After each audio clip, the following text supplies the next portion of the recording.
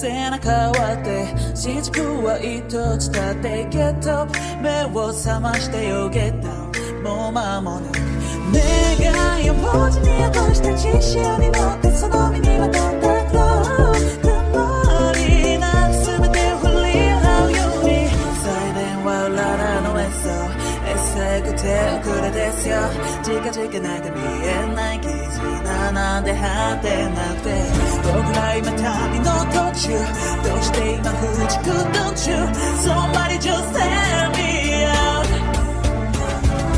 叶えよう約束通りひび割れた世界で Let's fight this world Even I cannot break this world All I need is get this wrong We can catch the game 負けないでよ目に落ちた全てをほら味方に変えて We can catch the game 風が背中割って後悔は अब एक बंदा sister के पास आता और कह रहा होता है ये पार्लियामेंट का लेटर है हमें मरीन से पूछताछ करनी है आप चिंता मत करिए हम मरीन का पूरा ख्याल रखेंगे। सिस्टर कहती है ये मरीन को क्यों ले जाना चाहते थे पर वहाँ पे एकदम से रेबेका आती है और कह रही होती है आपने न्यूज़पेपर पढ़ा। ये न्यूज़पेपर फादर भी पढ़ लेते और कह रहे होते हैं ऑस्टम मुजरिम नहीं है ये ऐसा नहीं हो सकता। सिस्टर लिली ये सब देख के भी बहुत शौक हो जाती है। फादर एकदम से पेपर पटक देता और कह रहे होते हैं ये ऑस्टम नहीं हो सकता ये कुछ भी क्यों लिख रहे हैं। अब हमें रेड की और पर्पल ऑर्किड के एक्स कैप्टन को दिखाई जाते हैं जो कह रहे होते हैं ऑस्टम फाइनली जेल आएगा हमारे साथ और एकदम से रेड चिल्ला रहा होता है मैं यहाँ पे क्यों हूँ गधों के साथ। और वहाँ पे कैप्टन जैक आ जाता है और कह रहे होते सालो तुम लोग काम क्यों नहीं कर रहे। वो सारे बंदे कह रहे होते तू हम पे हुक्म मत चला तुझे यहाँ पे रहना चाहिए। जैक कहता है ऐसी बात है और एकदम से उन पे हमला कर देता है। अब ये चीज क्लॉथ भी पेपर में पढ़ लेता और कह रहा होता है ऑस्टा ये नहीं कर सकता। दूसरी तरफ में ऑस्टा को दिखाई देता है मरीन कह रही है शुक्रिया तुम्हारा तुमने मेरी मदद की। ऑस्टा कहता है चिंता मत करो मैं तुम्हारे साथ हूँ। अभी सभी जने ऑस्टा से बहुत डरे होते हैं। ऑस्टा कह रहा है मैं ताकत कंट्रोल कर सकता हूँ मैं तुम पे अटैक नहीं करूंगा कुछ भी हो जाए। जो तराजू वाला बंदा होता है कह रहा होता है आखिरकार तूने अपनी फॉर्म खुद ही दिखा दी हम सबको और भले तू कितना ताकतवर है तू कहाँ भाग सकता है तू रहेगा तो एक अपराधी ही और यहाँ पे कोई ऐसा नहीं जो तेरी मदद कर सके। अब दीवार में एकदम से कोई मुक्का मार देता है धुएं से एकदम से मैग्मा निकलता है कह रहा होता है ऑस्टा तो अभी पर वो असलियत में एक मर्द है। लक कहता है तुम इसे कुछ नहीं कर सकते। वहाँ पे हमें गोल्डन को भी दिखाई देता है जो बोल रहा होता है ऑस्टा मेरा बेस्ट फ्रेंड है तुम उस पर कुछ भी करोगे मैं तुम पे कर्ज छोड़ दूंगा।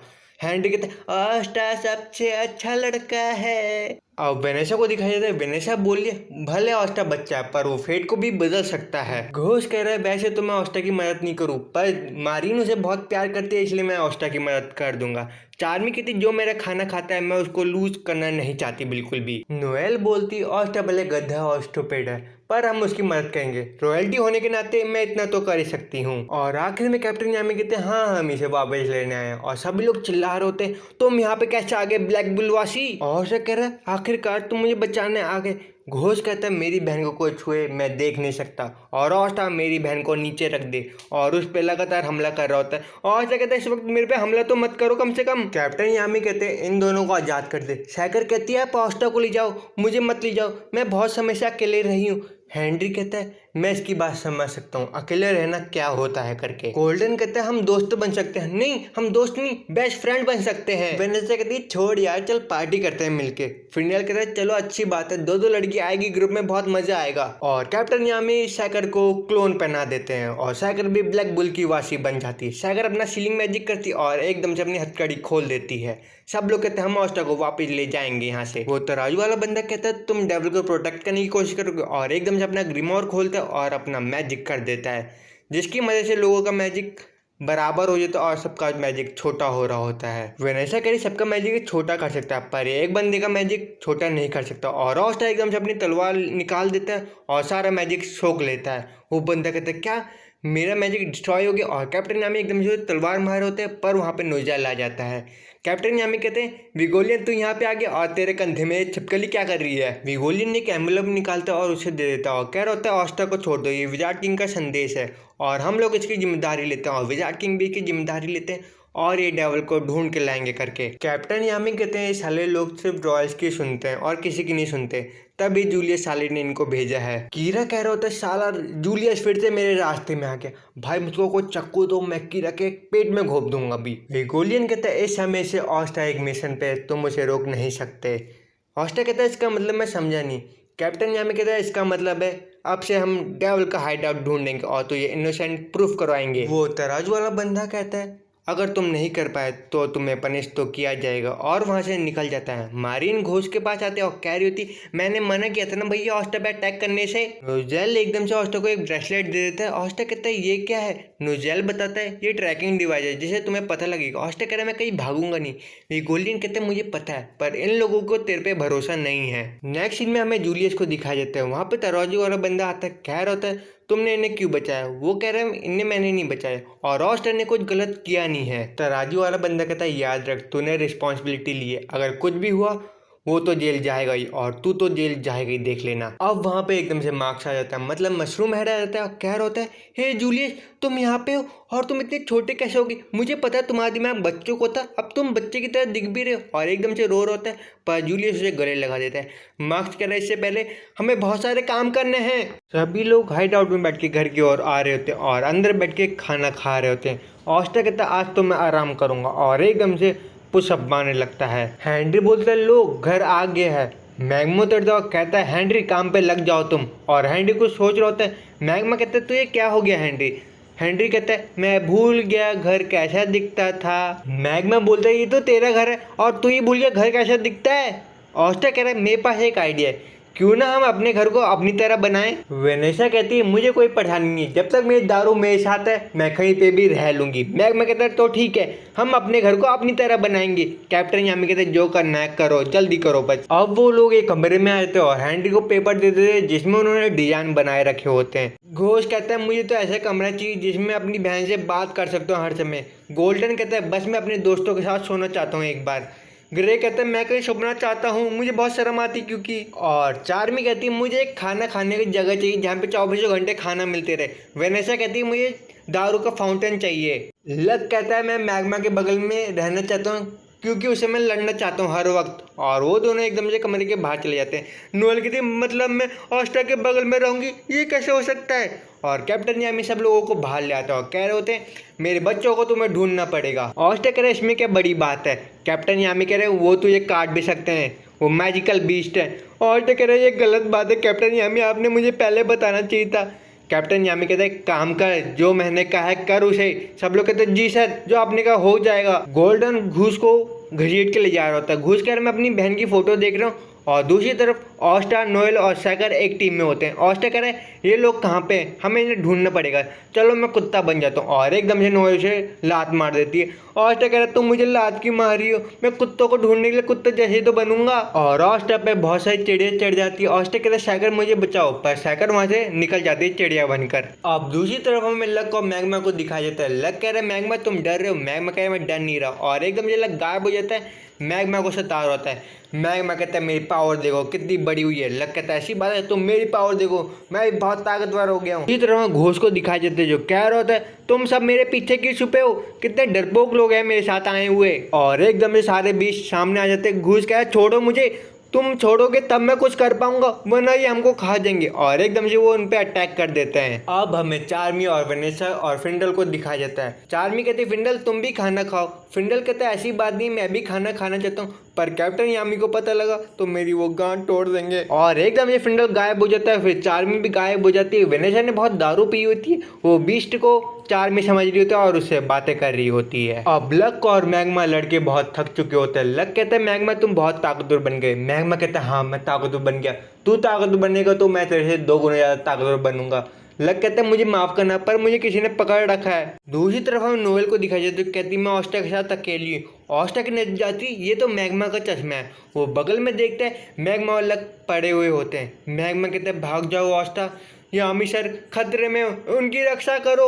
अब हमें दिखाया जाता है यामी बाथरूम में बैठा हुआ होता और एकदम दरवाजा तोड़ता किसकी मौत आई और सामने यामी के बच्चे बैठे हुए होते हैं। ऑस्टा कह रहा है मुझे यामी के पास जाना पड़ेगा और उनकी मदद करनी पड़ेगी, पर यामी के बच्चे यामी को चाट रहे होते हैं। ऑस्टा कह रहा है मुझे लगा आप खतरे में, और यामी अपने बच्चों की कहानी बताता है वो कैसे मिले।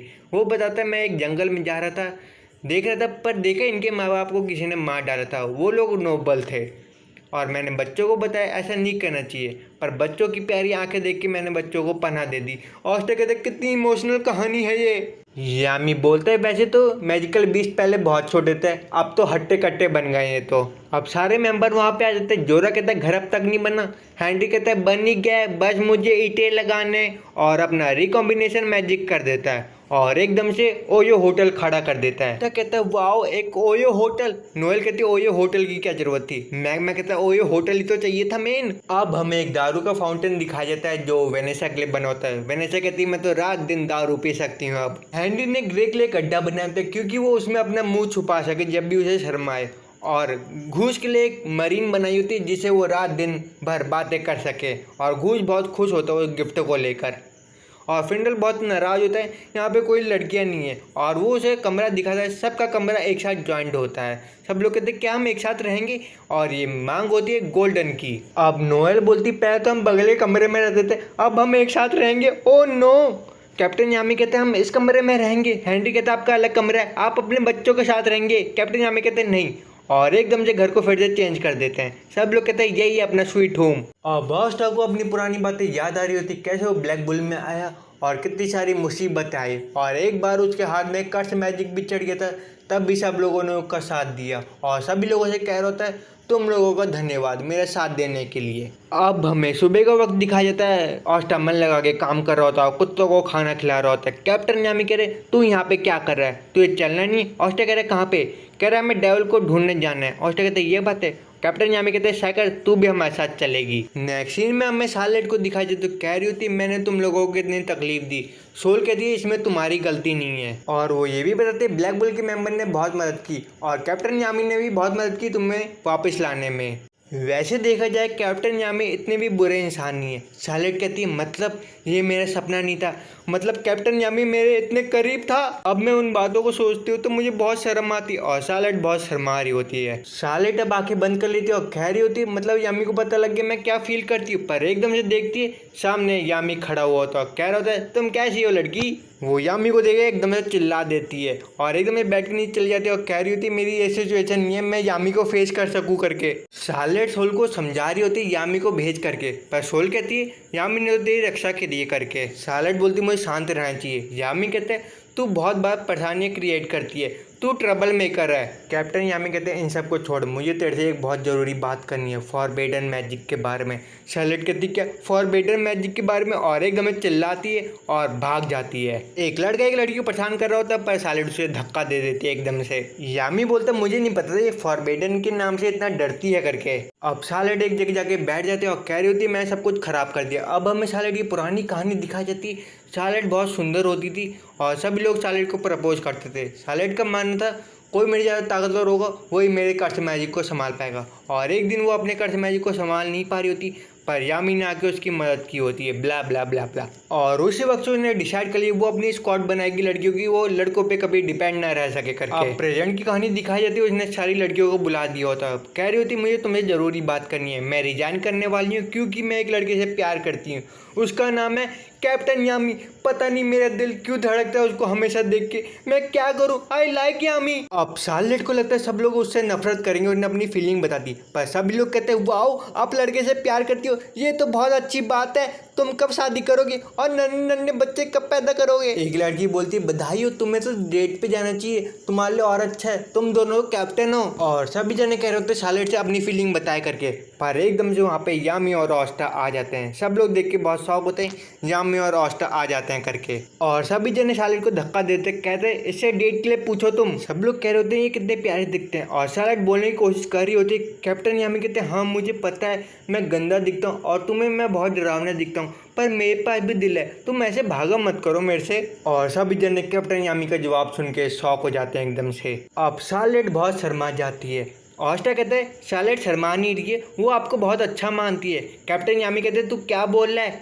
ऑस्टा कहता है नोएल भी ऐसे ही करती है, पर वो मेरे पे बहुत भरोसा करती है, मतलब शार्लेट भी आप पे बहुत भरोसा करती है। अब एकदम से ऑस्टा शार्लेट की पीठ थपथपाने लगता है, पर सोल उसका गला पकड़ लेती, कहती है तूने शार्लेट को छुआ कैसे करके। शार्लेट कहती तुम्हें मेरे से बात करनी है ना, चलो डिनर करते करते बात करेंगे। अब दोनों डिनर करने आए हुए होते। कैप्टन यामी कहते हैं मुझे तेरे से बहुत ज़रूरी बात करनी है, मुझे तेरे कर्ज मैजिक के बारे में बात करनी है। शार्लेट कहती है मतलब तुझे इस बारे में बात करनी है। कैप्टन यामी बताते हैं कोई पार्लियामेंट का बंदा है जो मेरे टीममेट पे डेवल होने का ठोक रहा दावा। शार्लेट अपने कर्ज के बारे में बताती है जो इसका पीढ़ी चला आ रहा था और उसको ब्रेक करना इम्पॉसिबल था, और वो इसके बारे में इतना ही जानती थी। पर वो ये भी कहती है इसके बारे में एक बंदा बता सकता है, वो तेरे स्क्वाड से ही है। और हमें गोल्डन को दिखा जाता है जिसने बहुत सारी डॉलें बनाई होती है और कह रहा होता है ये सब मेरे दोस्त हैं। तो आज का शॉर्ट आउट मिलता है पटेल सिर्फ को, और दूसरा शॉर्ट आउट मिलता है GS69 एडिट को। GS69 लोगो बनाता है, उसने मेरा लोगो और बैनर बना रखा है। अगर किसी को लोगो बनवाना है तो वो कम रेट में और अच्छा लोगो आपके लिए बना सकता है आपके डिज़ाइन के मुताबिक। अगर किसी को अपना लोगो या बैनर बनवाना है तो मैं इनका लिंक डिस्क्रिप्शन में दे दूंगा, तो आप इनसे बात कर सकते हैं टेलीग्राम में।